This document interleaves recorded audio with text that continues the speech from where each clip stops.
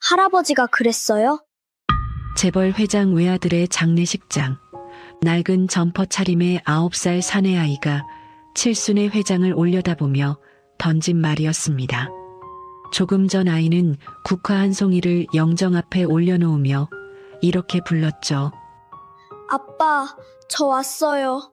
그 얼굴을 본 순간 회장은 숨이 멎었습니다. 30년 전 제 아들의 어린 얼굴이 시간을 뚫고 걸어 나온 것 같았거든요. 그런데 닮아서만은 아니었습니다.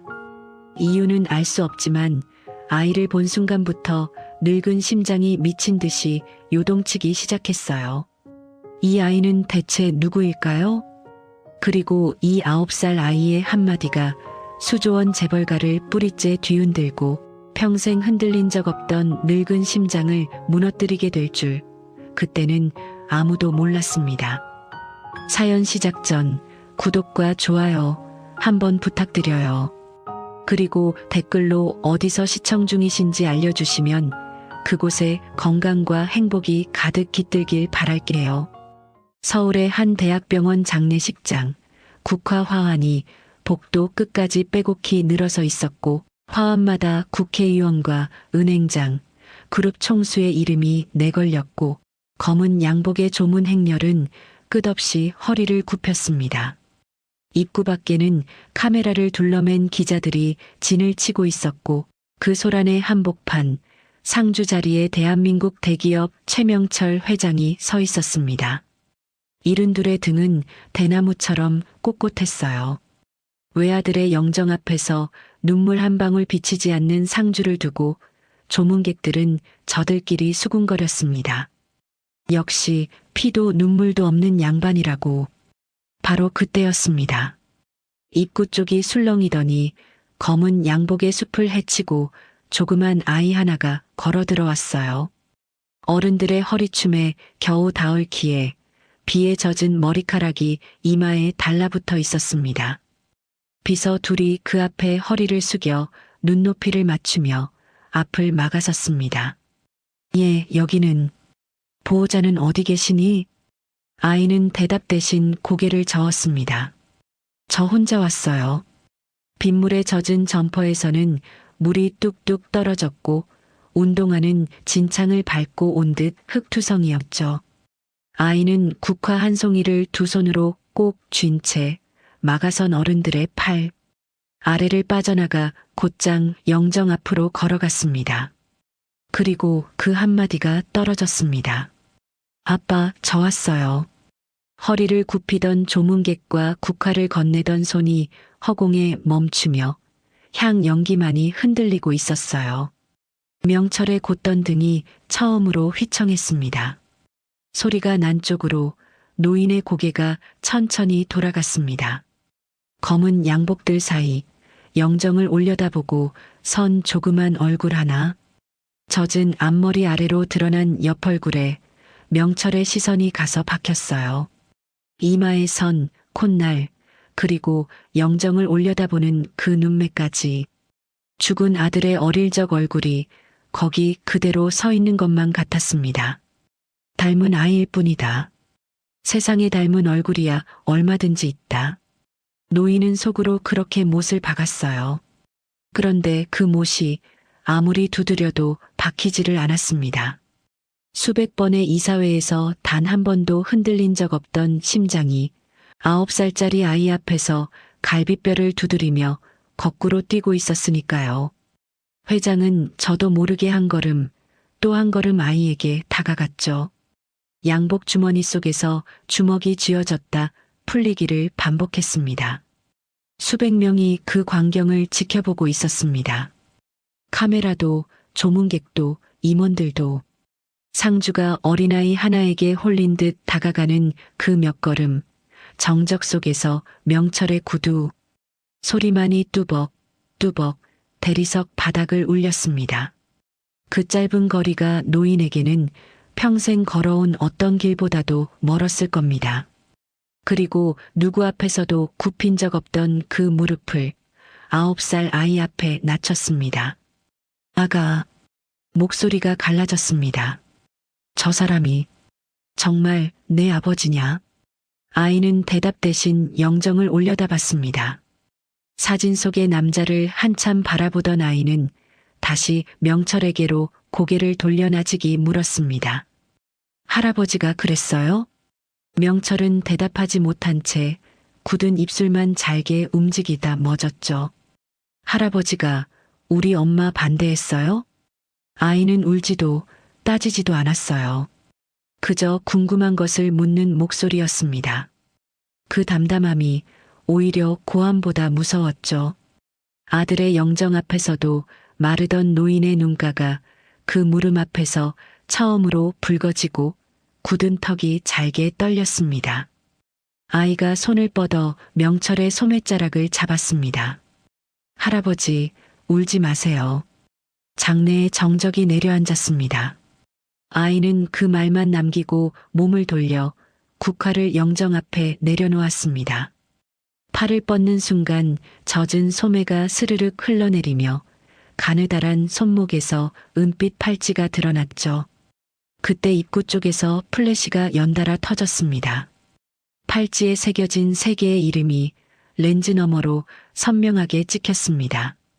박예진, 최지석, 최지호. 죽은 아들의 이름이 처음 보는 여자의 이름과 아이의 이름 사이에 나란히 누워 있었습니다. 아이의 손목을 잡으려던 노인의 손이 허공에서 얼어붙었어요. 명철의 시선이 그 첫 번째 이름에 박히는 순간 노인의 안에서 시간이 멎었습니다. 플래시도 웅성거림도 한순간에 멀어지고 눈앞에는 그 석자만 덩그러니 남았어요. 박예진. 명철은 그 이름을 알고 있었습니다. 닮은 아이라던 그 못이 이름 석자에 뽑혀나갔습니다. 장내가 뒤집힌 것은 그 다음이었죠. 기자들이 밀고 들어오고 비서들이 가로막고 고성과 플래시가 한데 뒤엉켰습니다. 그 소동을 틈타 아이는 어른들의 다리 사이로 빠져나갔어요. 얘야, 잠깐만. 명철이 소리치며 아이의 뒤를 쫓았습니다.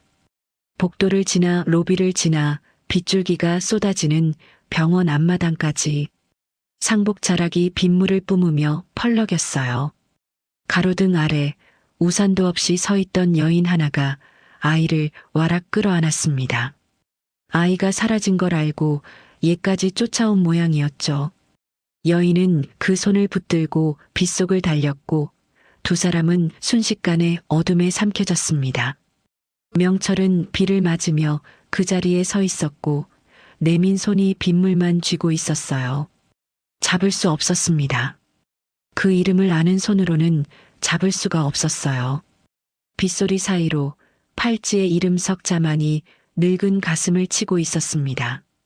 그 이름이 이 노인을 어디로 끌고 갈지 그때는 명철 자신도 알지 못한 채 말이죠. 장례를 마친 밤 성북동 저택은 무덤처럼 고요했습니다. 수십 개의 방은 불이 다 꺼져 캄캄했고 복도 끝 창으로 가로등 불빛만 길게 누워 있었어요. 명철은 젖은 상복도 갈아입지 않은 채 복도 끝 문 하나 앞에 멈춰 섰습니다. 살아서는 노크 한번 해본 적 없는 아들의 방이었죠. 문고리가 손안에서 차갑게 만져졌습니다. 마치 방 안은 주인이 잠깐 자리를 비운 것 같았어요. 책상 위에 만년필, 반쯤 남은 물잔, 그리고 아직 아들의 냄새가 채 가시지 않은 가디건 한 벌. 명철은 그 앞에 우두커니 서 있다가 서랍을 하나씩 열기 시작했습니다. 서류, 수첩, 도장, 그리고 맨 아래 자물쇠도 걸리지 않은 깊은 칸에서 노끈으로 묶인 편지 다발이 나왔습니다. 얼핏 봐도 수십 통은 될 만큼 두툼한 다발이었죠. 맨 위 봉투에 적힌 글씨가 눈에 들어온 순간 명철의 손이 멎었습니다. 박예진에게 우표도 주소도 없었어요.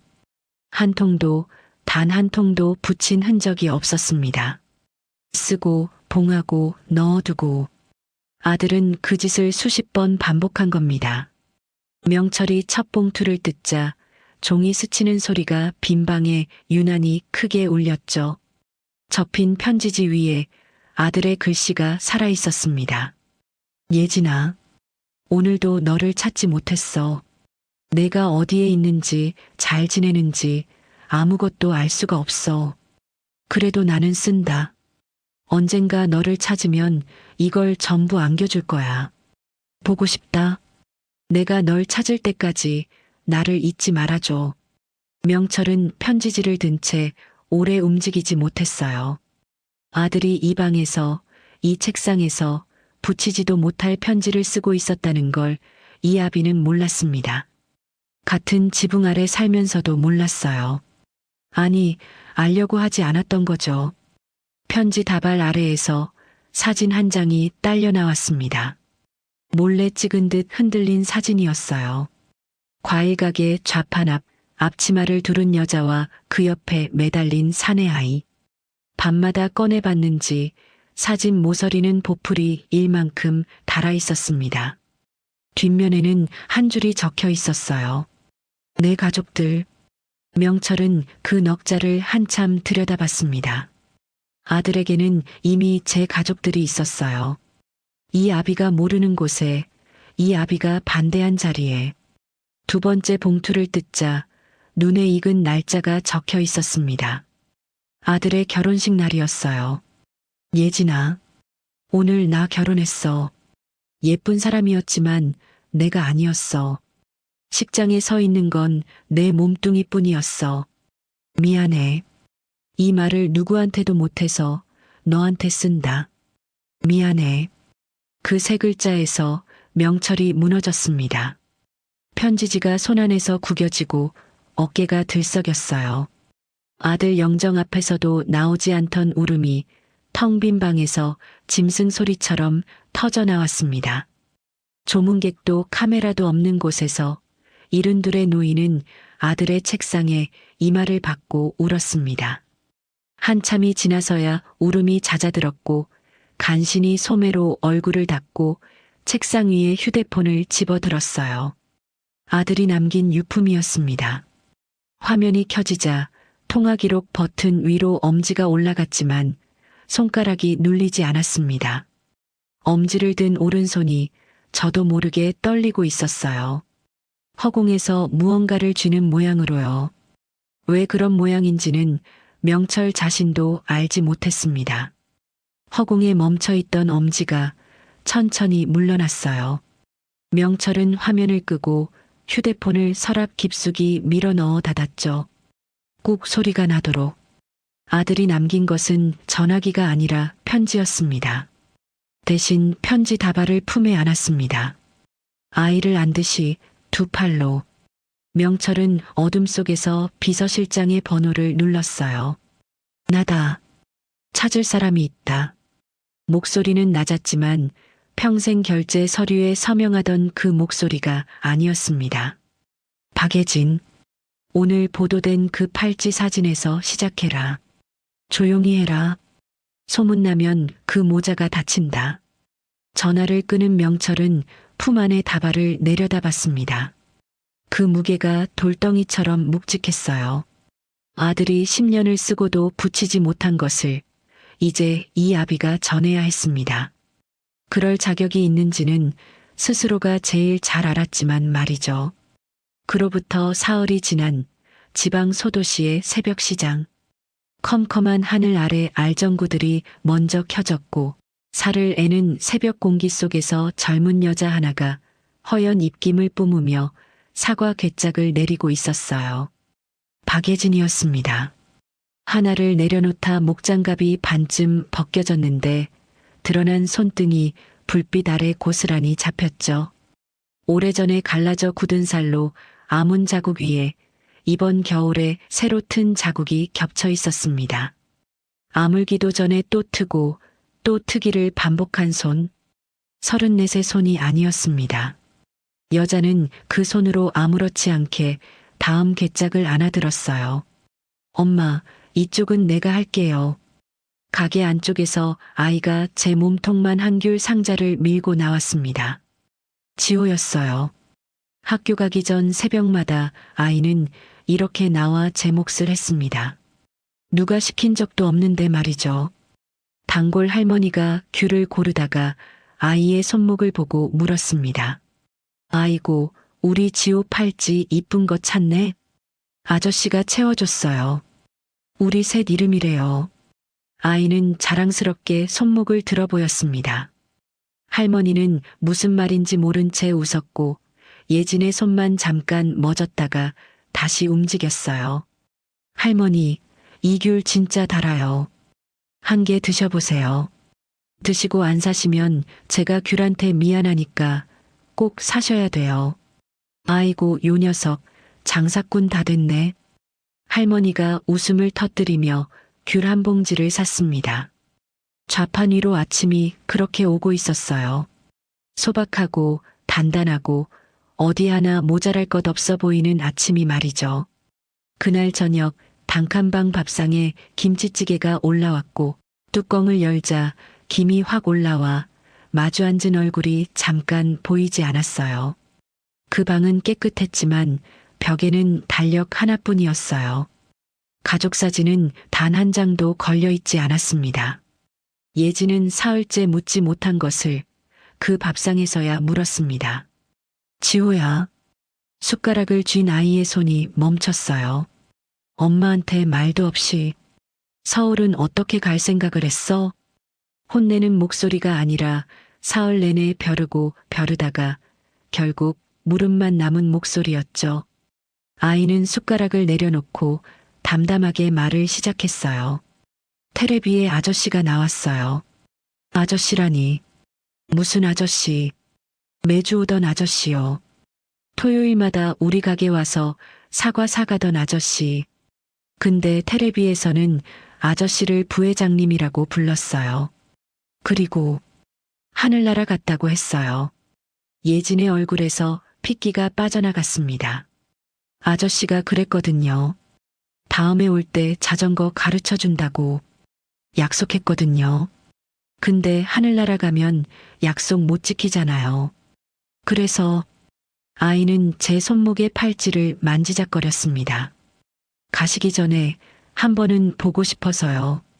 그래서 첫 차 탔어요. 죄송해요, 엄마. 예진의 몸이 밥상을 돌아 나간 것과 울음이 터진 것 중 무엇이 먼저였는지 아마 예진 자신도 모를 겁니다. 여자는 아이를 끌어안았습니다. 으스러지도록 끌어안았어요. 9회를 하루도 거르지 않고 씻기고 먹이고 재운 몸이었습니다. 그런데 그 밤 품 안의 아이가 처음 안아보는 것처럼 낯설고 뜨거웠어요. 이 조그만 것이 혼자 첫 차를 타고 혼자 빈소를 찾아가 혼자 국화를 올렸다는 겁니다. 아빠라고 부르지도 못하고 살았던 제 아빠에게 마지막 인사를 하러요. 목구멍에서 울음이 계속 밀려 올라왔습니다. 미안해서 울고 기특해서 울고 서러워서 울었어요. 그 세 가지가 한 덩어리로 가슴을 짓눌렀습니다. 죄송해요, 엄마. 울지 마요. 아이의 손이 등을 토닥였습니다. 어른을 달래는 손이었죠. 그때 품에 안긴 아이가 조용히 입을 열었습니다. 엄마. 응. 나 사실 다 알고 있었어요. 예진의 등을 토닥이던 손도 예진의 숨도 그 자리에서 함께 멎었습니다. 아이는 팔찌를 손끝으로 매만졌어요. 여기 이름 3개요. 박예진, 최지호. 엄마랑 나. 근데 가운데가 최지석이잖아요. 나랑 성이 같아요. 아저씨가 채워주면서 우리 셋 이름이랬어요. 담담한 목소리였습니다. 셋이면 아빠, 엄마, 나예요. 아저씨가 왜 나랑 성이 같은지, 왜 토요일마다 왔는지 나 오래 생각했어요. 그래서 알았어요. 아저씨가 우리 아빠구나. 엄마가 말 안 해도요. 예진은 대답하지 못했습니다.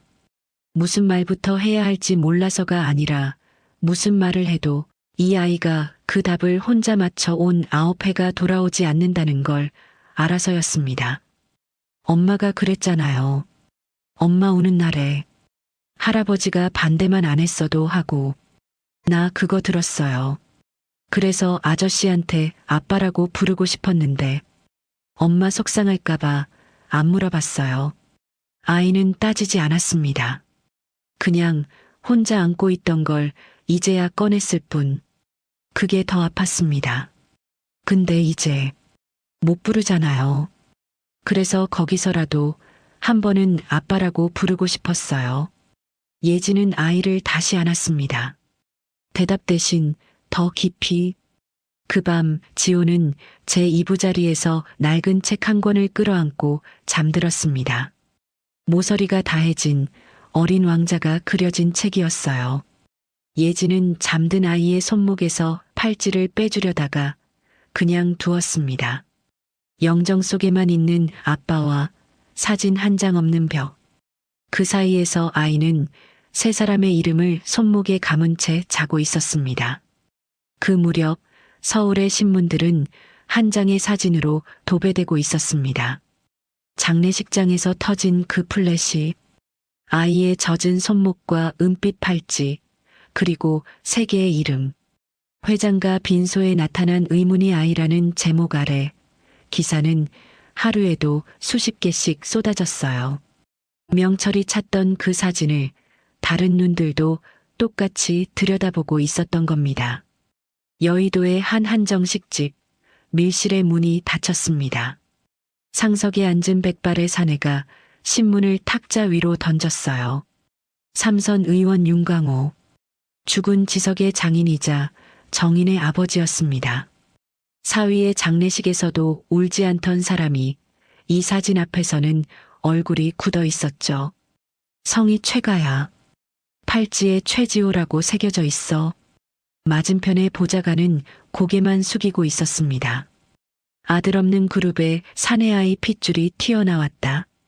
이게 무슨 뜻인지 알아? 우리 정인이 몫이 통째로 날아가는 판이야. 윤 의원은 김이 오르는 찻잔을 들어 한 모금 마시고 아무렇지 않은 목소리로 말했어요. 그 모자 없던 일로 만들어. 찻잔 내려놓는 소리가 그 방에서 가장 큰 소리였습니다. 우선 기사부터. 친자는 무슨 친자야. 재벌가 등쳐먹으려는 수작이지. 그런 그림으로 만들어. 아는 데스크들 다 돌려. 보좌관이 말없이 방을 나갔고 지시는 그날 밤 안에 어느 언론사들의 책상 위로 흘러들어갔습니다.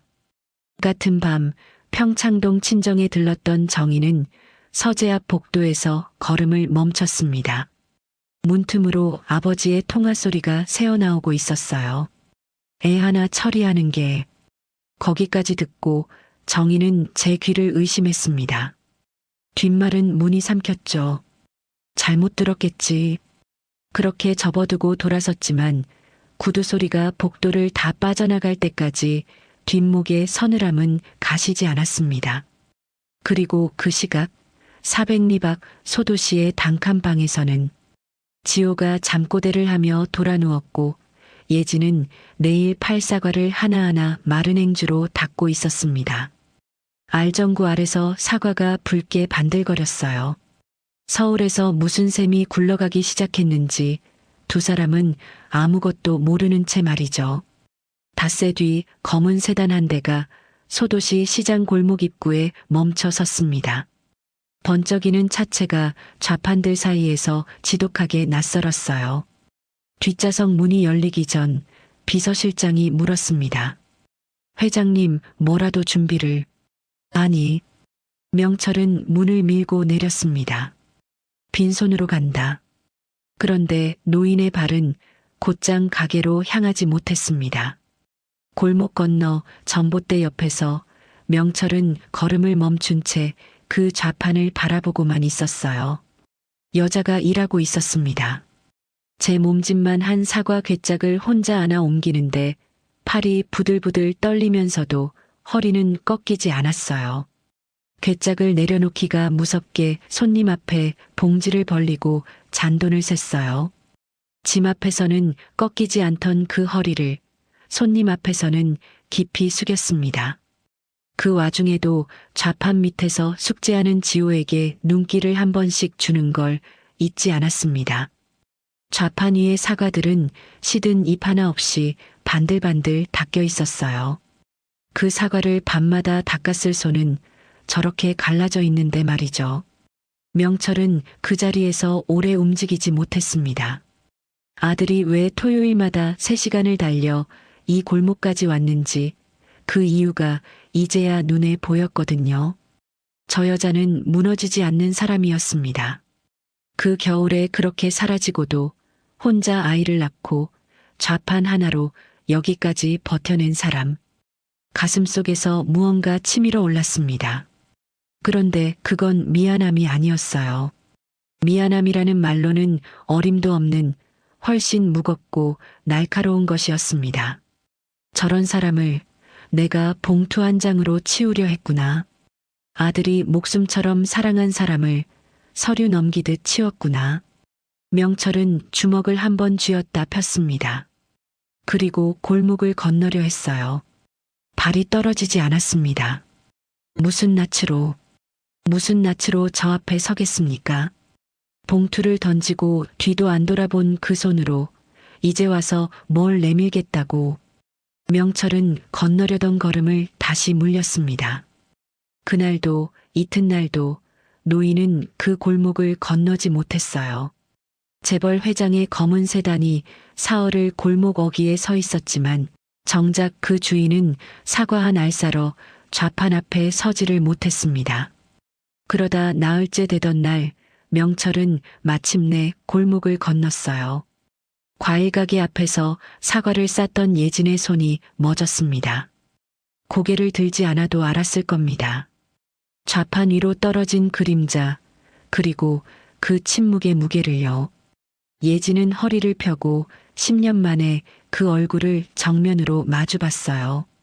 명철의 눈에는 그 얼굴 위로 다른 얼굴 하나가 겹쳐 보였습니다.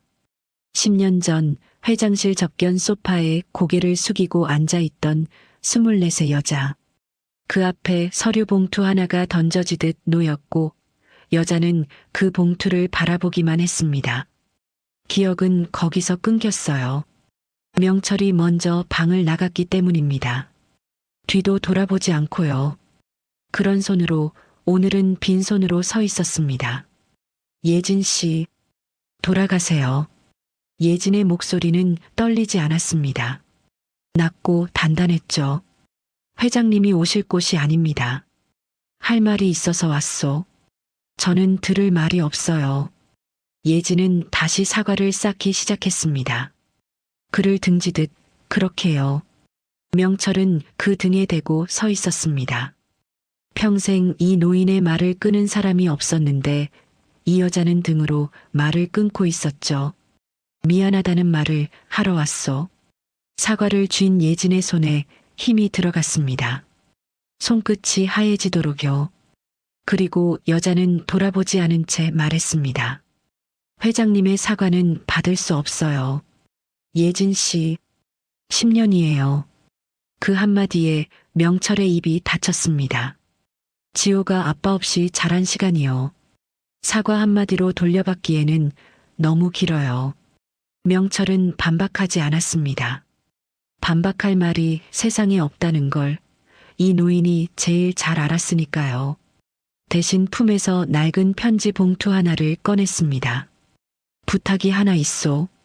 평생 명령만 해온 입에서 부탁이라는 단어가 처음으로 나오고 있었습니다. 본인은 그걸 알았을까요? 이건 내 말이 아니오. 그 아이의 말이오. 한 번만 들어주시오. 예진이 대답하기 전에 명철은 편지지를 꺼내 펴고 읽기 시작했어요. 갈라진 노인의 목소리로 아들의 문장을요. 예진아, 오늘 내가 일하던 서점에 갔어. 우리가 처음 만난 그 서점. 비 오던 날 시집을 달라는데 내가 요리책을 잘못 건네주고는 얼굴이 빨개졌던 곳. 나는 그날부터 매일 갔어. 책은 핑계였지. 그런데 오늘은 계산대에 다른 사람이 서 있더라. 사장님한테 물어봤는데 그런 직원 없다고 했어. 처음부터 없었던 사람처럼 말이야. 돌아오는 길에 모텔방에서 이걸 쓴다. 내가 그렇게까지 나한테서 숨어야 했다면 그건 내가 못난 탓이겠지. 그래도 찾을 거야.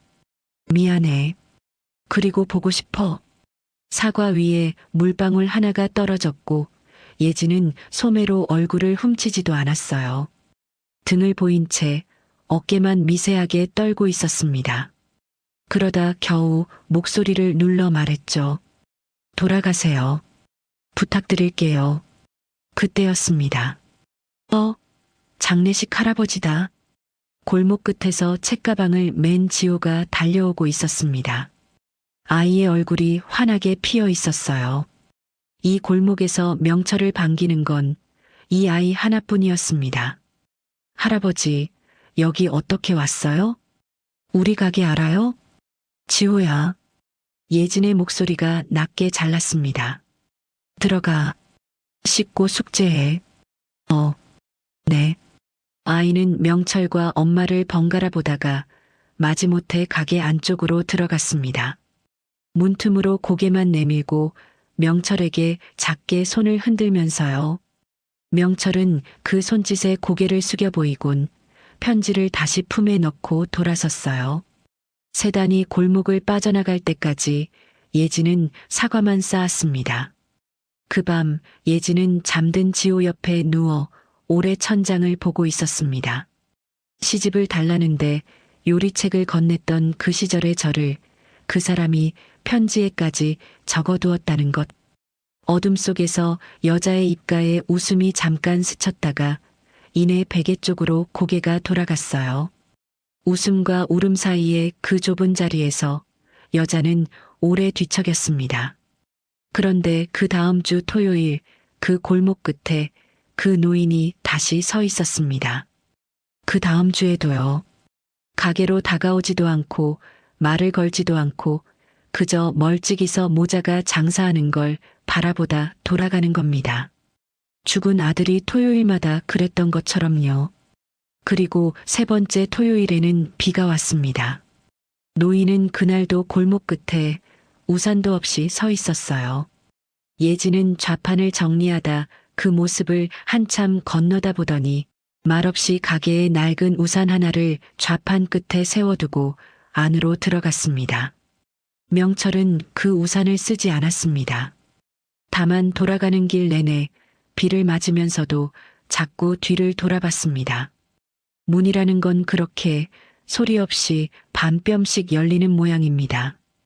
그 무렵 예진이 모르는 곳에서 이상한 일이 하나 일어났습니다. 건물주가 갑자기 가게 재계약을 미루겠다더니 일주일 만에 말을 바꿔 도장을 찍어줬습니다.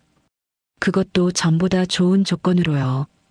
그 사이 누구를 만났는지 어떤 목소리가 수화기 너머에서 낮게 깔렸는지 예지는 알 길이 없었죠. 명철은 생색 한 번 내지 않았습니다. 지키는 사람은 지키고 있다는 말조차 하지 않는 법입니다. 토요일 골목에는 변화가 생겼습니다. 멀찍이 서 있던 노인을 아이가 자꾸 끌어당긴 거예요. 할아버지 이것 좀 보세요. 할아버지 이거 들어주세요. 예지는 그때마다 말리려다가 아이의 환한 얼굴 앞에서 번번이 말을 삼켰습니다. 10년을 원망한 사람과 9회를 키운 아이 사이에서 엄마는 아이 쪽으로 반걸음씩 밀리고 있었던 거죠. 그리고 어느 토요일 골목 공터에 자전거 한 대가 서 있었습니다. 아저씨가 가르쳐 주기로 했었는데 지호가 안장을 만지작거리며 말했어요. 명철은 하늘을 한번 봤다가 소매를 걷었습니다. 내가 가르쳐 주마. 타보거라. 이른둘의 노인이 허리를 굽히고 짐바지를 붙들었습니다.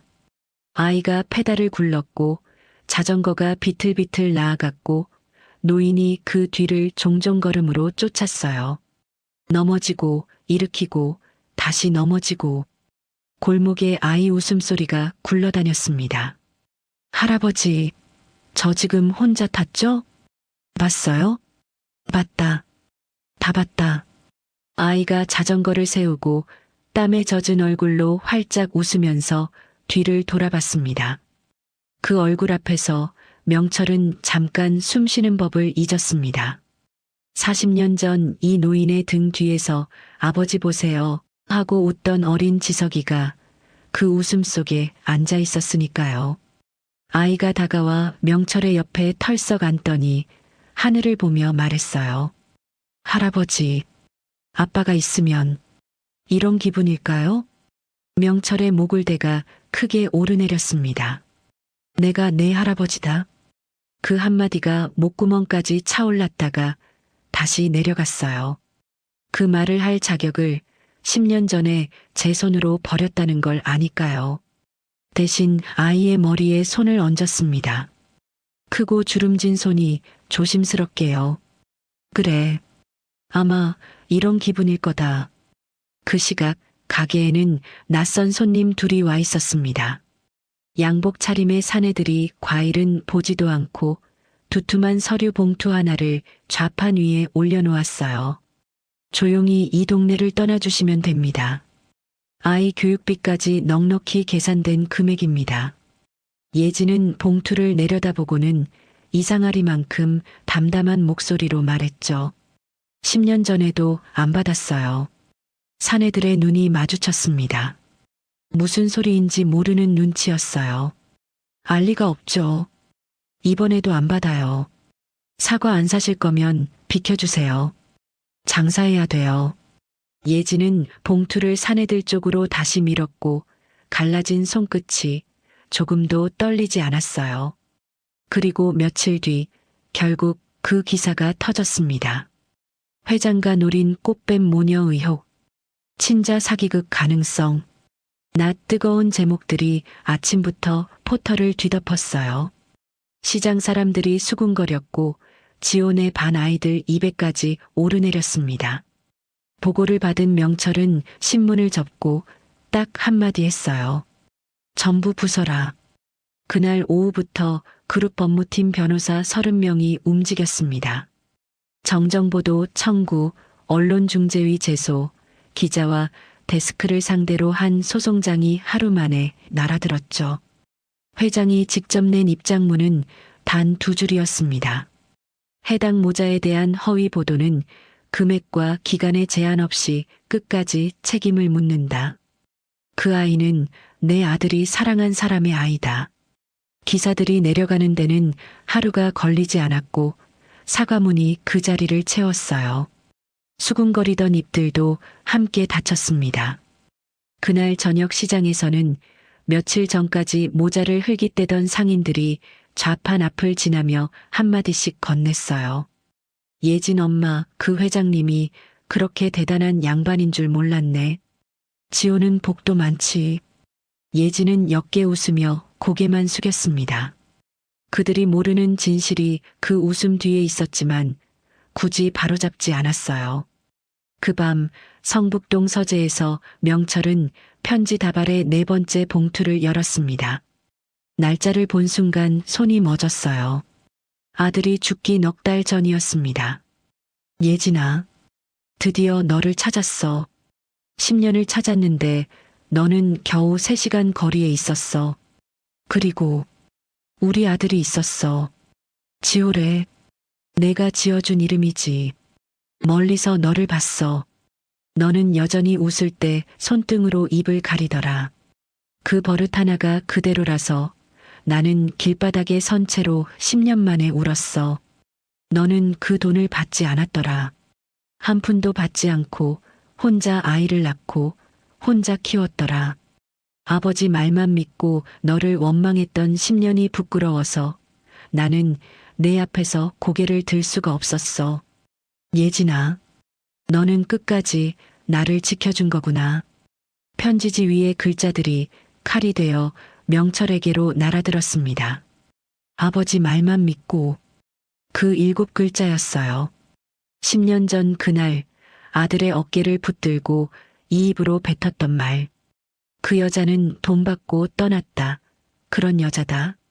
아들은 그 거짓말을 10년 동안 안고 살았고 죽기 넉 달 전에야 진실을 알았던 겁니다. 제 아비가 어떤 사람인지를요. 명철은 편지를 가슴에 댄 채 서재에 불을 끄지 못하고 밤을 새웠습니다. 그리고 다음 토요일 아침 노인은 또 그 골목에 서 있었어요. 할아버지, 그렇게 서 있지 말고 이리 와요. 사과는 이렇게 파는 거예요. 지호가 명철의 소매를 끌어다 좌판 앞에 세웠습니다. 자, 따라 해보세요. 이모, 이 사과 안 사가시면 두고두고 후회하세요. 이모, 이 사과. 아니. 웃으면서요. 할아버지는 얼굴이 너무 무서워요. 그러면 회장님 같아요. 지나가던 아주머니들이 웃음을 터뜨렸고 명철도 어색하게 입꼬리를 올렸어요. 평생 결제판 앞에서만 쓰던 얼굴 근육이 삐걱거리며 움직였습니다. 점심때 예진이 말없이 국수 3그릇을 내왔습니다. 3번째 그릇이 제 앞에 놓이는 걸 명철은 한참 내려다봤어요. 좌판 뒤쪽 마루에 셋이 나란히 앉았어요. 지호는 국수를 후루룩거리며 오늘 판 사과 개수를 자랑했고 명철은 그 옆에서 조용히 젓가락을 들었고 예진은 두 사람을 번갈아 보다가 제 그릇으로 눈을 내렸습니다. 한 밥상에 앉은 3사람은 서로 다른 것을 알고 있었죠. 여자는 10년을 알았고 노인은 죄를 알았고 아이는 그 무게를 모른 채 그저 이 밥상이 좋아서 웃고 있었습니다. 같은 시각 여의도의 그 밀실은 공기부터 달랐습니다. 봉투는 돌려받았고 기사는 하루 만에 전멸했습니다. 회장이 직접 움직이고 있습니다. 보좌관의 보고에 윤 의원은 한동안 말이 없었어요.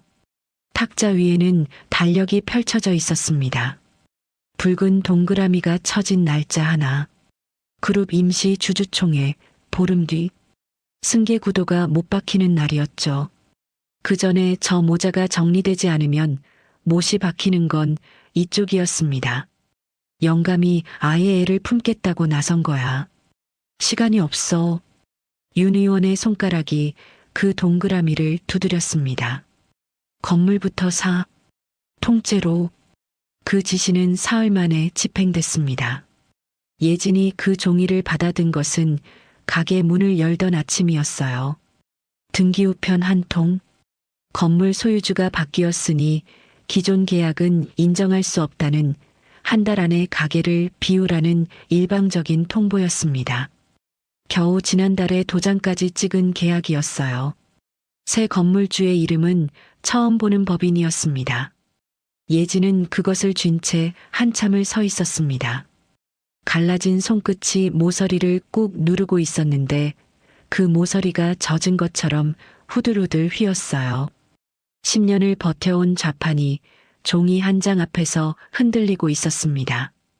그리고 여의도에서는 마지막 계단이 놓이고 있었습니다.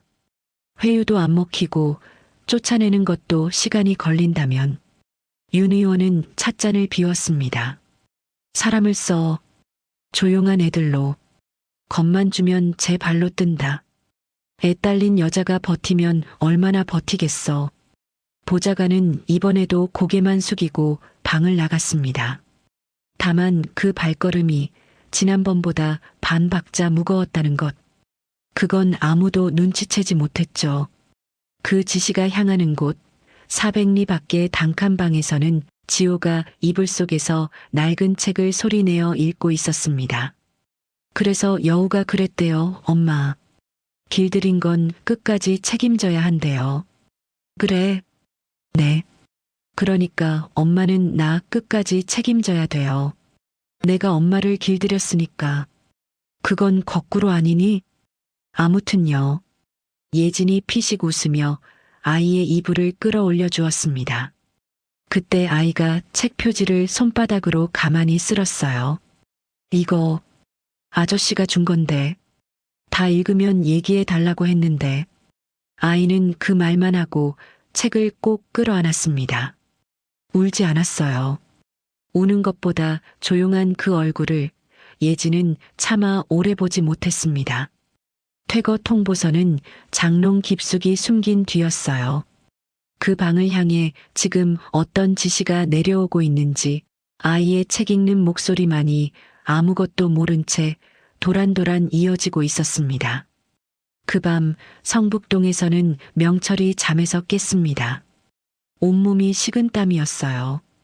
꿈속에서 빗소리가 쏟아지고 있었고 그 빗소리를 뚫고 어디선가 전화벨이 울리고 있었습니다.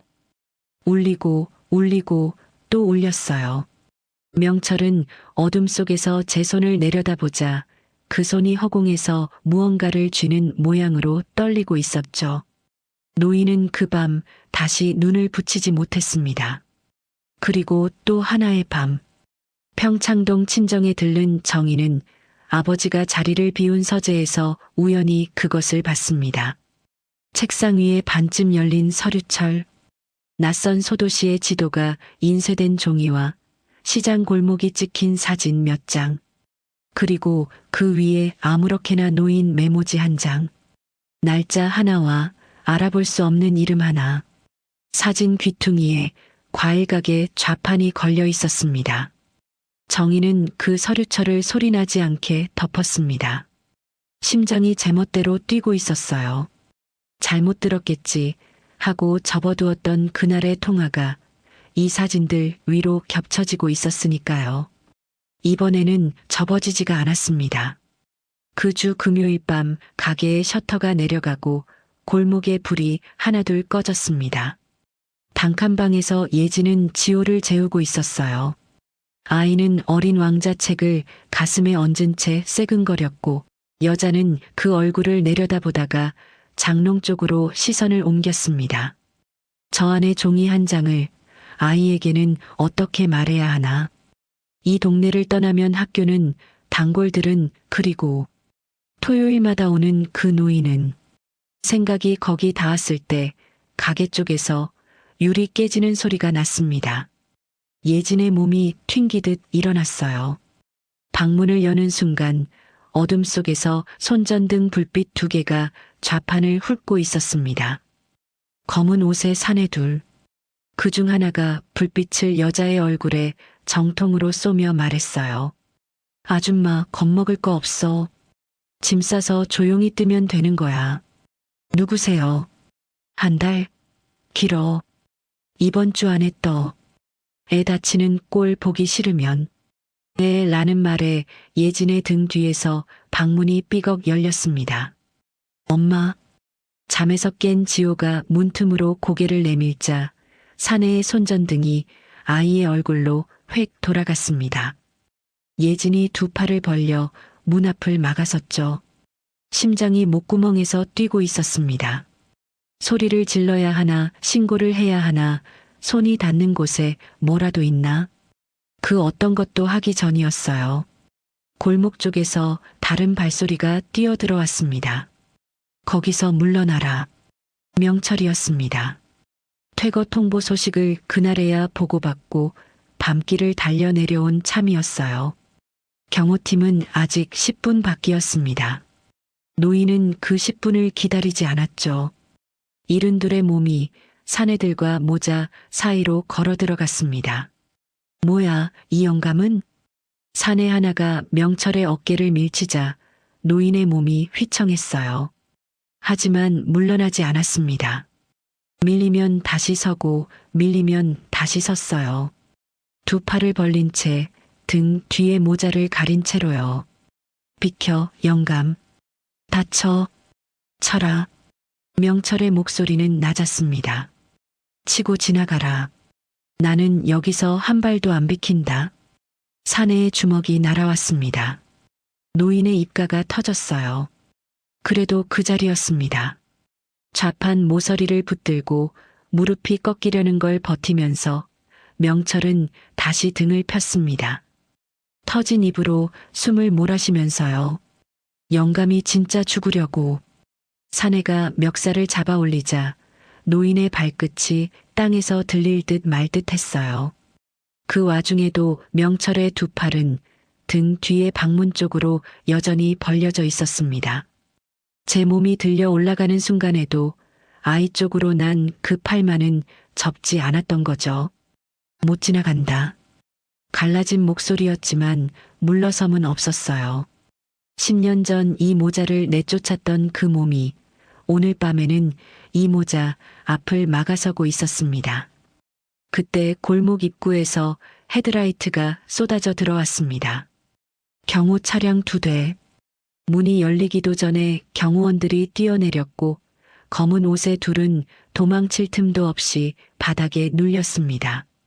몸수색에서 나온 휴대폰에는 지시 통화의 녹취가 고스란히 남아 있었고 며칠 뒤에는 계좌에서 착수금의 꼬리까지 드러났습니다.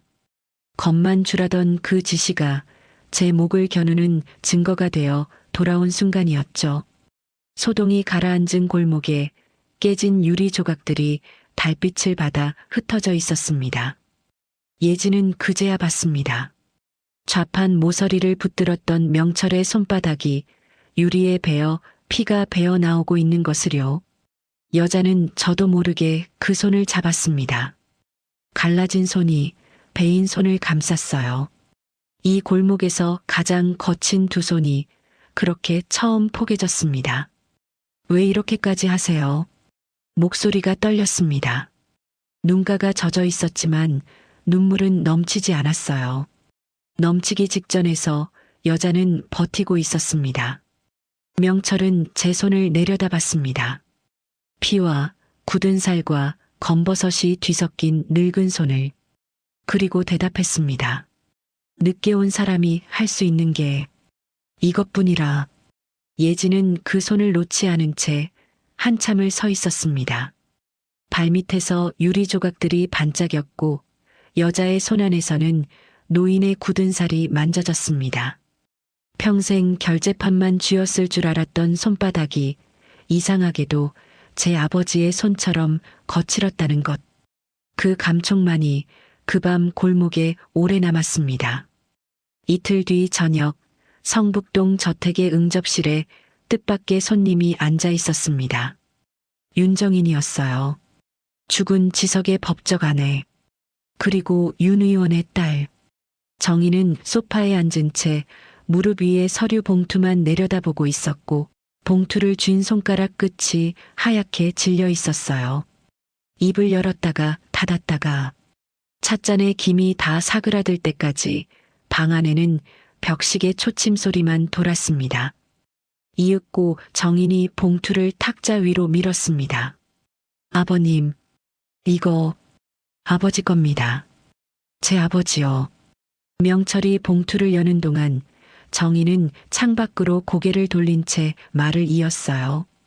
통화 녹음 사본, 지시 메모, 자금 이체 내역. 그 골목 침입건까지 전부 들어있어요. 그 밤 아버지의 서재에서 소리나지 않게 덮었던 바로 그 서류철이었습니다. 정희는 그것을 제 손으로 다시 열어 여기까지 들고 온 거였죠. 이걸 왜 나한테? 정희는 한참 뒤에야 대답했습니다. 목소리가 떨렸지만 물러서는 떨림은 아니었어요. 그 아이는 죄가 없어요. 찻잔 위로 여자의 눈물 한 방울이 떨어졌습니다. 저는 10년을 그 사람 아내로 살았는데 그 사람 마음은 하루도 가져본 적이 없어요. 그게 그 모자 탓인 줄 알았어요. 미워하면 견딜만 했으니까. 그런데 아버지가 그 아이를 지우려는 걸 알고 나니까 알겠더라고요. 제 10년을 훔친 게 누구였는지. 정희는 자리에서 일어나 코트를 여미고는 문 앞에서 돌아보지 않은 채 덧붙였어요. 법대로 해주세요. 아버님이 봐주시면 저는 평생 공범이에요. 사흘 뒤 여의도의 그 밀실에서 두 사돈이 마주 앉았습니다. 먼저 입을 연 것은 윤 의원이었어요. 위세는 꺾인 데가 없었습니다. 사돈. 밑에 것들이 과잉 충성으로 사고를 좀 쳤다더군. 내 선에서 정리하겠소. 우리가 남도 아니고 시끄러워서 좋을 게 뭐 있소. 주총도 코앞인데. 명철은 대답 대신 서류 봉투 하나를 탁자 위로 밀었습니다. 윤 의원이 피식 웃으며 봉투를 열었어요. 그리고 첫 장을 넘긴 순간 웃음이 얼굴에서 흘러내렸습니다. 제 목소리가 받아 적힌 녹취록. 제 계좌에서 뻗어나간 돈의 줄기. 장을 넘길수록 사내의 손이 눈에 띄게 느려졌죠. 이걸 어디서, 누가 줬는지가 궁금하시오? 명철의 목소리는 낮고 느리고 조금도 서두르지 않았습니다. 사돈의 따님이 줬소. 윤 의원의 손에서 서류가 미끄러졌습니다. 종이들이 탁자 위로 흩어졌어요. 방금 전까지 주총을 논하던 삼선 의원은 온데간데없고 그 자리에는 제 딸의 이름 앞에서 입술만 달싹이는 늙은 사내 하나가 앉아 있었습니다. 정인이가, 그럴 리가. 당신은 딸 몫을 지키겠다고 아이를 지우려 했는데. 명철은 자리에서 일어나며 마지막 한마디를 놓았습니다. 그 딸이 당신을 지웠소. 법대로 갑시다, 사돈. 그 후의 일들은 신문이 대신 전했습니다. 검찰 송치, 의원직 사퇴, 정계 은퇴 선언. 평생을 쌓은 탑이 무너지는 데는 한 계절도 걸리지 않았어요. 그리고 그 탑을 무너뜨린 손이 다른 누구도 아닌 제 핏줄이었다는 것. 세상은 그걸 몰랐지만 무너진 당사자는 알았습니다. 그게 어떤 벌보다 무거웠을 겁니다. 정의는 조용히 제 몫을 정리했습니다. 상속 지분도 거의 다 내려놓은 뒤 기자들의 전화에 딱 한 문장만 남겼어요. 피해자라는 말은 이제 그만 듣고 싶어요.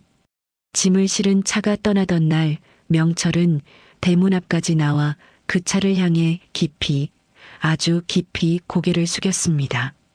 정희는 백미러로 그 모습을 보며 10년 만에 처음으로 소리내어 울었다고 합니다.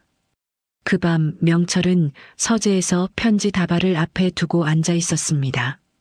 이제 몇 통 남지 않은 봉투 중 하나를 열었어요. 아들의 글씨가 흘러나왔습니다. 예진아, 오늘 길에서 너랑 비슷한 뒷모습을 봤어. 아니었어. 요즘은 그래. 가끔 내가 어디선가 행복하게 살고 있을까 그런 상상을 하면 미칠 것 같아.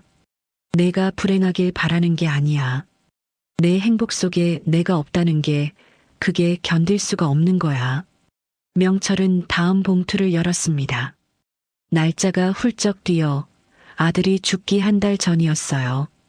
글씨가 달랐습니다. 같은 손인데 글자마다 웃음기가 배어 있었죠. 예진아, 오늘 지호가 그러더라. 아저씨는 사과가 그렇게 좋아요? 매주 와요? 하고. 좋지 했어. 거짓말은 아니잖아. 사과 사러 가는 왕복 6시간이 요즘 내 일주일의 전부야. 지호가 웃을 때 내 눈매가 나와. 나는 그 앞에서 아저씨 소리를 듣는 게 벌인 줄 알았는데 요즘은 상인 줄 알아. 조금만 기다려. 곧 아빠 소리 들을 테니까. 명철은 편지지를 내려놓았습니다. 웃음기 밴 글씨가 그리움에 번진 글씨보다 몇 배는 아팠어요. 이 아이는 죽기 한 달 전까지 이렇게 행복했던 겁니다. 그리고 다발의 맨 아래 마지막 남은 봉투 하나를 집어들었어요. 봉투에 적힌 날짜를 본 순간 노인의 숨이 멎었습니다. 아들이 죽은 바로 그날 아침이었습니다. 명철은 떨리는 손으로 봉투를 열어 편지지를 폈고 읽었어요. 그리고 그 자리에서 동이 틀 때까지 움직이지 못했습니다. 다만 다음 날 아침 노인이 편지 다발 전부를 보자기에 쌓아안고 현관을 나섰다는 것. 비서실장에게 오늘은 혼자 간다고 말했다는 것. 그리고 그 얼굴이 사형장에 제 발로 걸어 들어가는 사람의 얼굴이었다는 것만 남아 있었죠. 일요일 아침의 골목은 조용했습니다. 가게 문을 반쯤 연 예진이 골목 어귀에 선 노인을 발견했어요. 명철은 낡은 보자기 하나를 두 팔로 안고 있었습니다. 아이를 안 드시오. 그런데 그 얼굴이 이상했습니다. 그 밤 주먹 앞에서도 꼿꼿하던 노인이 오늘은 서 있는 것조차 힘겨워 보였어요. 예진은 말없이 가게 안쪽 마루를 내어주었습니다. 명철은 마루에 앉아 보자기를 풀었습니다. 편지 봉투 수십 통이 쏟아지듯 드러났어요. 이건 처음부터 예진 씨 것이었소. 예진의 시선이 봉투 위에 멎었습니다. 전부 한 사람의 글씨였어요. 박예진에게, 박예진에게. 봉투마다 그 5글자가 쌓여 있었습니다. 우표가 없네요. 붙이는 법을 몰랐던 게 아니라 보낼 곳을 몰랐던 거요. 그 아이는 이걸 쓰면서 예진 씨를 찾아다녔소. 예진의 손이 맨 위에 봉투를 집었습니다. 편지지를 펴는 순간 여자의 숨이 멎었어요. 그 글씨였습니다. 세로로 길쭉하고 히읗 꼭지를 유난히 크게 쓰던 10년 동안 꿈에서만 보던 그 글씨. 그런데 군데군데 잉크가 번져 있었습니다. 물방울이 떨어졌다 마른 자리처럼 둥글게 여러 군데. 이 사람이 울면서 썼구나. 그걸 알아본 순간 예진의 몸에서 힘이 빠져나갔습니다. 편지지를 쥔 채 여자는 마루 기둥에 어깨를 기댔어요. 널 찾을 때까지 나를 잊지 말아줘. 그 마지막 구절 위에서 시선이 더 나아가지 못했습니다. 명철은 그 모습을 지켜보다가 품속에서 마지막 봉투 하나를 꺼냈습니다. 이건 그날 아침 것이요.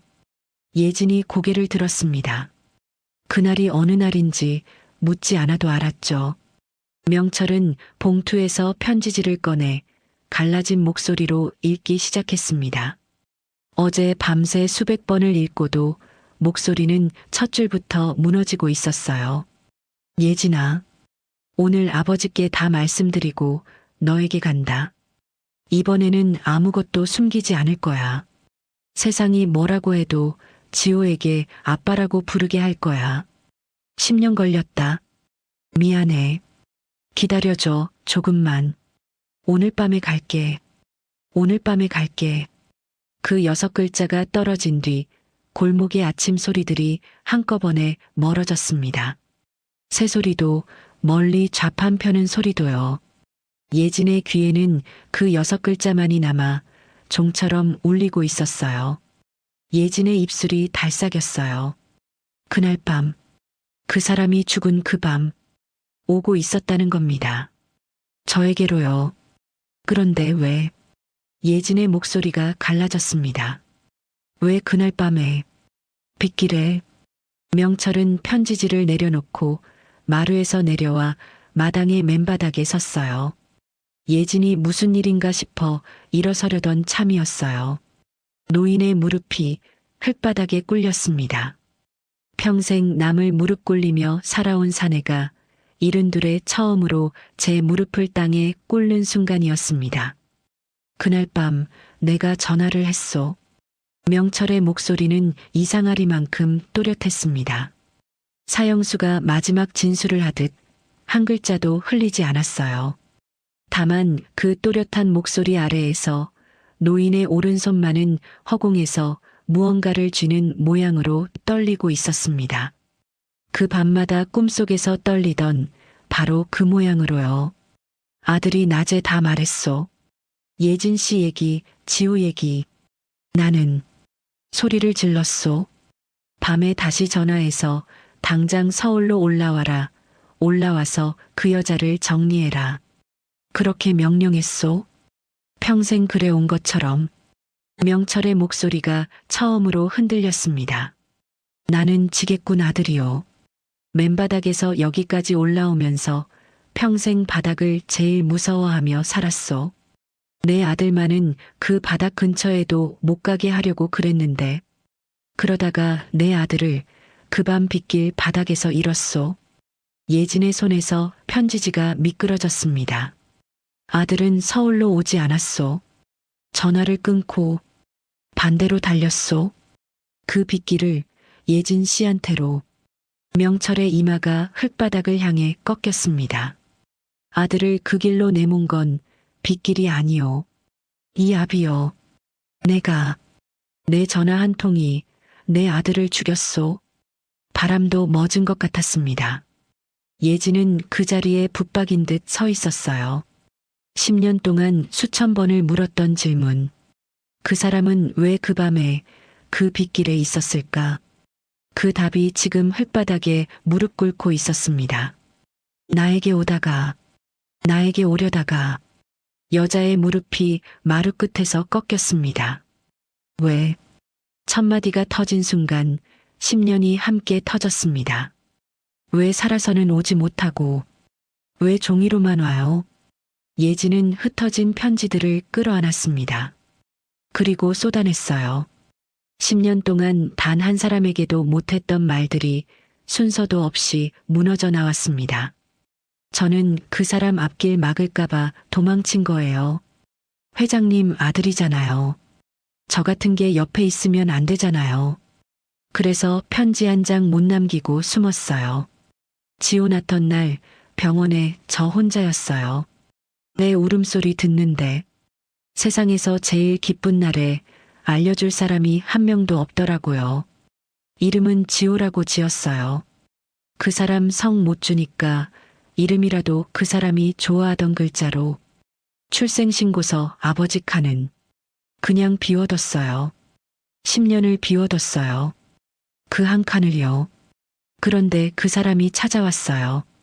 토요일마다 와서 제 아들한테 아저씨 소리 들으면서 사과 한 봉지 사들고 웃으면서 갔어요. 아빠라고 한 번을 못 불리고 그러다 갔어요. 저한테 오다가 갔어요. 이 종이가 무슨 소용이에요? 다 무슨 소용이에요? 여자는 편지 다발에 얼굴을 묻고 통곡했습니다. 짐승처럼 울었어요. 10년치의 울음이었습니다. 마당에 꿇어앉은 노인도 흙바닥에 이마를 댄 채 어깨를 흔들며 울고 있었어요. 두 사람의 울음소리가 아침 골목을 가득 채웠습니다. 그때 여린 발소리가 마당으로 걸어 나왔습니다. 잠에서 깬 지호였어요. 아이는 마당 한복판의 광경을 한참 바라보았습니다. 우는 엄마와 흙바닥에 꿇어앉아 우는 할아버지를, 그리고 조용히 걸어가 노인 앞에 쪼그려 앉았어요. 아이의 손이 명철에 젖은 뺨에 닿았습니다. 할아버지, 울지 마세요. 장례식장의 그 말이 골목 마당에서 다시 태어났습니다. 노인은 그 손을 두 손으로 감싸쥔 채 소리도 못 내고 울었어요. 어른의 눈물은 가끔 세상에서 가장 작은 손이 닦아주는 법입니다. 예지는 아무 말도 하지 않았습니다. 용서한다고도 못한다고도 하지 않았어요. 다만 흩어진 편지들을 한 통 한 통 소중하게 주워 모으기 시작했습니다. 마지막 한 통까지 다 모아 가슴에 안았을 때 여자는 흙바닥에 꿇어앉은 노인을 오래 내려다봤어요. 그리고 겨우 입을 열었습니다. 지호한테는 목소리가 잠겼습니다. 지호한테는 할아버지가 나쁜 사람이었다고 말 안 할게요. 그 애가 할아버지를 좋아하니까요. 그건 용서가 아니었습니다. 용서는 아직 그 여자에게 그렇게 쉬운 것이 아니었으니까요. 하지만 10년을 원망한 사람에게 건넨 그 한마디가 명철에게는 무릎을 꿇은 값보다 무거웠습니다. 노인은 대답 대신 흙바닥에 이마를 한 번 더 댔어요. 한참 뒤 세 사람은 마당에 흩어진 편지들을 함께 주었습니다. 명철이 흙 묻은 봉투를 소매로 닦아 건네면 예진이 받아 순서대로 포겠어요. 지호는 영문도 모른 채 쪼그려 앉아 제 딴에 제일 예쁜 봉투를 골라 엄마에게 내밀었습니다. 아이가 고른 건 하필 아빠가 죽던 날 아침에 쓴 마지막 편지였어요. 예진의 손이 그 봉투 위에서 잠깐 멎었다가 아이의 머리를 쓸어주었습니다. 수십 통의 편지가 다시 한 다발로 묶였습니다. 10년 동안 서랍 속에서 붙여지지 못한 채 잠들어 있던 것들이 마침내 받을 사람의 품에 안긴 겁니다. 늦었지만 도착은 도착이었어요. 아침 해가 골목 지붕 위로 올라와 마당에 세 사람을 오래 비추고 있었습니다. 그 다음 주 임시 주주총회에서 전문경영 체제가 통과된 바로 다음 날 명철은 기자회견장에 섰습니다. 회사는 전문 경영인에게 맡기고 사제로 한부모 가정을 돕는 재단을 만들겠다는 발표 끝에 노인은 카메라를 정면으로 보며 한 문장을 더 보탰어요. 그리고 그 아이는 내 손자가 맞습니다. 수백 개의 플래시가 터졌지만 노인의 눈은 흔들리지 않았습니다. 다만 단상 옆에 선 비서실장만이 알았죠. 수십 년을 모시면서 회견문을 읽는 회장의 목소리가 떨리는 걸 들은 건 그날이 처음이었다는 것을요. 그리고 그 주 토요일 회견장에 그 노인은 과일 가게 앞접이식 의자에 앉아 있었어요. 명철은 봉투 하나를 예진에게 내밀었습니다. 예진은 봉투를 한참 내려다보다가 말했어요. 지호를 위해서만 받을게요. 지호 학비로만요. 봉투가 여자의 손으로 건너가는 그 짧은 순간 명철의 눈앞으로 다른 봉투 하나가 스쳐 지나갔습니다. 던져지던 봉투와 받아주는 봉투 같은 종이가 이렇게 다를 수 있다는 걸 노인은 10년을 돌아서야 배운 거죠. 고맙다 아가. 아가. 그 호칭에 예진의 손이 멈칫했습니다. 여자는 아무 대답도 하지 않았지만 봉투를 쥔 손을 거두지도 않았어요. 그날부터 토요일의 골목은 조금씩 당연해졌습니다. 좌판 옆에 접이식 의자, 서툰 사과 장사, 국수 세 그릇. 하루는 지호가 자전거를 타다 넘어져 무릎이 까졌습니다. 아이는 울음을 참으며 저도 모르게 소리쳐 불렀어요. 할아버지. 명철이 하던 일을 놓고 달려갔고 이른둘의 노인이 그렇게 빨리 움직이는 걸 예진은 처음 봤죠. 무릎을 살피고 흙을 털고 호호 불어주는 그 서툰 손길을 지호는 잠자코 맡기고 있었습니다. 그 순간 예진은 알았습니다. 아이가 이 노인을 장례식 할아버지도 회장 할아버지도 아닌 그냥 할아버지로 부르고 있다는 것을요. 아빠 소리 한 번을 끝내 못 듣고 떠난 사람이 있는데 이제 그 아버지가 아이에게서 할아버지 소리를 얻어가고 있었습니다. 명철의 눈가가 붉어졌지만 이번에는 지호가 눈치채지 못하게 얼른 고개를 돌렸어요. 그리고 어느 날 학교에서 학부모 상담 안내문이 왔을 때 지호가 밥을 먹다 말고 아무렇지 않게 말했어요. 엄마 바쁘면 할아버지랑 가도 돼요? 할아버지라면 괜찮을 것 같아요.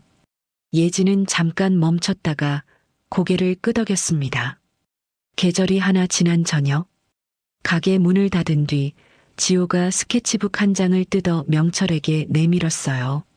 할아버지, 이거 학교에서 그린 거예요. 우리 가족 그리기. 크레파스 그림 속에는 무지개가 떠 있었습니다. 그 아래 네 사람이 손을 잡고 서 있었어요. 엄마, 하늘색 옷을 입은 아빠, 지호, 그리고 지팡이를 짚은 할아버지까지 네 사람 다 웃고 있었습니다. 이 하늘색 옷 입은 사람은 누구니? 명철이 묻자 지호는 크레파스를 만지작거리며 대답했어요. 아빠요. 하늘나라에 있으니까 하늘색으로 칠했어요. 근데 우리 가족 그리기니까 아빠도 우리 가족이잖아요. 그래서 그렸어요. 명철은 아무 말도 하지 못했고 곁에 있던 예진이 아이의 등을 쓸어주었어요. 잘했어. 아빠도 이 그림 보면 좋아하실 거야. 지호가 고개를 끄덕이더니 그림을 벽에 붙여달라고 했습니다. 사진 한 장 없던 그 벽에 네 사람이 손잡은 크레파스 그림이 처음으로 걸렸어요. 명철은 그 그림을 오래 들여다보다가 하늘색 옷의 사내에게 속으로 말을 건넸어요. 지석아, 내가 지키려던 아이, 이제 내가 지킬게. 그 밤 지호의 머리맡에서는 낮은 목소리가 도란도란 흘러나오고 있었습니다. 평생 동화책 따위는 쓸데없는 물건이라 여기던 노인이 돋보기를 걸치고 그 책을 읽어주고 있었던 겁니다. 아들이 아이의 머리맡에 남기고 간 그 낡은 어린 왕자를요. 다 읽으면 얘기에 달라던 사람 대신 이제 그 아비가 책장을 넘기고 있었습니다. 가장 중요한 것은 눈에 보이지 않는단다. 할아버지, 그거 무슨 뜻이에요? 글쎄다. 할아버지도 이제야 조금 알 것 같구나. 아이의 눈이 스르르 감겼습니다. 명철은 잠든 아이의 손목에서 팔찌를 살그머니 풀었어요. 세 개의 이름. 박예진, 최지석, 최지호. 그 곁에 빈자리에서 노인의 시선이 오래 머물렀습니다. 다음 날 명철은 그 팔찌를 세공점에 맡겼어요. 새 이름 옆에 이름 하나를 더 새겨달라고요. 그리고 다시 아이의 손목으로 돌아온 팔찌에는 이제 4개의 이름이 나란히 누워 있었습니다. 죽은 아빠의 이름과 살아있는 할아버지의 이름이 나란히요. 이불 밖으로 나온 가느다란 손목에서 그 은빛 내 이름이 스탠드 불빛을 받아 조용히 반짝였어요. 붙이지 못한 편지들은 그렇게 전부 도착했습니다. 오늘 이야기 어떠셨나요? 수십 통의 편지는 10년 동안 서랍 속에 잠들어 있었지만 그 마음만은 하루도 잠든 적이 없었던 것 같아요. 미안하다는 말은 늦을수록 무거워지고 그 무게를 다 짊어질 용기가 생겼을 때에야 겨우 무릎으로 전해지는 건지도 모르겠습니다. 이 이야기를 쓰면서 저도 아직 붙이지 못한 말이 있는 건 아닌지 오래 생각하게 되더라고요. 고맙다는 말, 미안하다는 말은 꼭 살아있을 때, 들을 수 있을 때 해야 한다는 걸 다시 배웠습니다. 오늘 이 한 편이 선생님들께는 어떤 시간으로 남았을지 궁금합니다. 저마다의 서랍 속에 저마다의 편지가 하나쯤 있으실 테니까요. 늘 건강하시고 오늘 밤도 편안하시길 바랍니다. 지금까지 굿밤 이야기였습니다. 감사합니다.